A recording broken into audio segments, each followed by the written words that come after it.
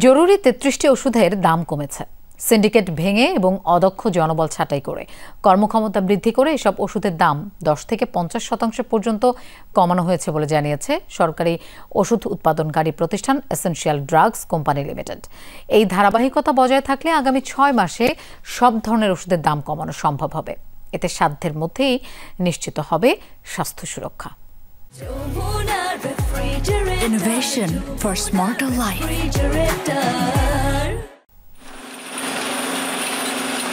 প্রাণ রক্ষাকারী জরুরি বেশ কিছু ওষুধের দাম কমেছে সম্প্রতি।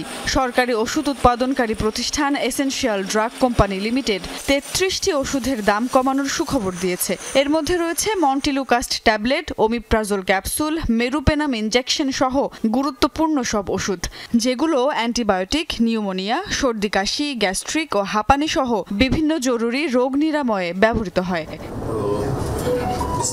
বুধবার বিকেলে তেজগাঁওয়ের প্রধান কার্যালয়ে সংবাদ সম্মেলন করে ইডিসিএল।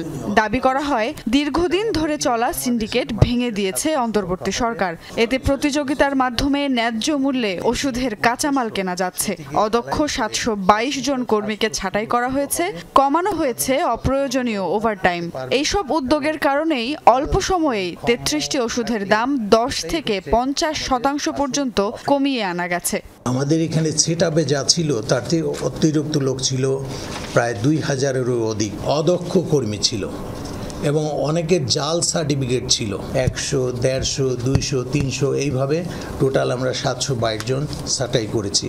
ট্রল ম্যানুফ্যাকচার কমানোর পাশাপাশি আরও কিছু নতুন উদ্যোগের কথাও জানান ব্যবস্থাপনা পরিচালক। বলেন, এই ধারাবাহিকতা বজায় থাকলে আগামী ৬ মাসের মধ্যে সব ধরনের ওষুধের দাম কমানো সম্ভব হবে। ওই সিরাজদিখানে যে আমরা নিউ প্ল্যান্ট করছি, ভ্যাকসিন প্ল্যান্ট করছি এবং new state of the arts FDA এর গাইডলাইন অনুযায়ী আমরা এক্সপোর্ট ওরিয়েন্টেড একটা ফার্মাসিউটিক্যাল করছি।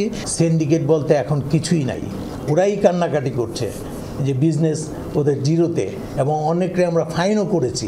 বর্তমানে সরকারি হাসপাতালে বিতরণ করা ওষুধের ৭০% পূরণ করতে পারছে ইডিসিএল।